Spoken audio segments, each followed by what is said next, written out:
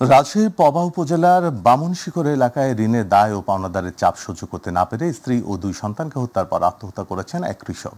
সকাল 9টার দিকে নিজ বাড়ি থেকে একই পরিবারের 4 জনের মরদেহ উদ্ধার করেছে পুলিশ। নিহতরা হলেন মিনারুল ইসলাম, তার স্ত্রী মনিরা বেগম, ছেলে মাহিম ও 1.5 বছর বয়সী মেয়ে মিথিলা।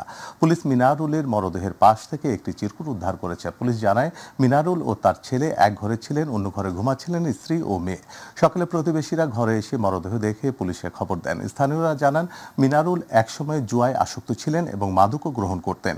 এতে বিপুল পরিমাণ ঋণ হয়। সম্প্রতি বাবার জমি বিক্রি করে কিছু ঋণ শোধ করলেও আর্থিক সংকট কাটেনি। অনেক সময় পরিবারের দুবেলা খাবারও জুটত না। রাজশাহী মহানগর পুলিশের মুখপাত্র গাজীউর রহমান জানান, মরদেহ উদ্ধার করে প্রয়োজনীয় আইনগত ব্যবস্থা নেওয়া হবে।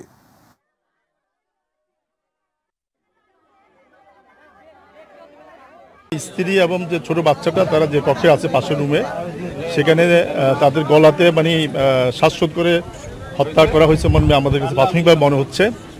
আর পাশের রুমে যেখানে উনি থাকতো, ওখানেও ওই খাটের মধ্যে উনার ছেলেকে আমরা দেখতেছি, সে মৃত অবস্থায় আছে। ভিকটিম যিনি অর্থাৎ মিনারুল, উনি ফ্যানের মধ্যে ঝুলিয়ে আত্মহত্যা করছে প্রাথমিকভাবে মনে হচ্ছে। আর কক্ষে একটা চিরকুট পাওয়া গেছে। চিরকুটে উনি ঋণগ্রস্ত এবং আর্থিক অনটন এই কথাগুলো লেখা আছে। তো আমাদের সিআইডির ফরেন্সিক টিম এবং পিবিআই ওনারা আসছেন।